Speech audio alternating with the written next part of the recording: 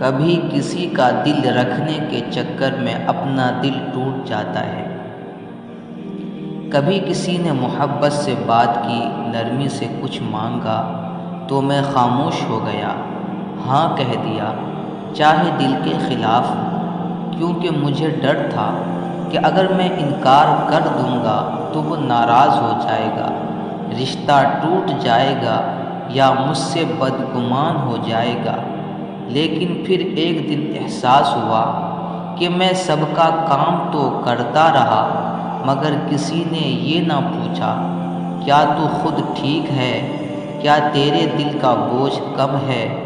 ایک بزرگ سے کسی نے کہا، مولانا، سب خوش نہیں رہتے مجھ سے، جب میں کسی کا کام نہیں کرتا تو وہ ناراض ہو جاتے ہیں۔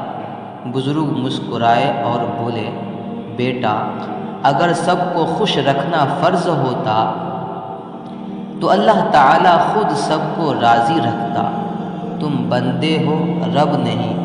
اور تب دل نے سیکھا کہ جو صرف کام کے وقت یاد کرتا ہے وہ رشتہ نہیں، ضرورت ہے۔ جو محبت کا انداز صرف فائدے کے لیے دکھاتا ہے وہ دوست نہیں، دنیا دار ہے۔ آخر میں بس ایک بات یاد رکھو، ہر کسی کے کام آنا فرض نہیں، لیکن نرمی سے انکار کرنا سنت ہے۔ اپنی نیت صاف رکھو، دل بڑا رکھو، لیکن حد مقرر کرو، کیونکہ جو آپ سے صرف فائدہ چاہتا ہے وہ آپ کا رب نہیں، بس رشتہ دار ہو سکتا ہے۔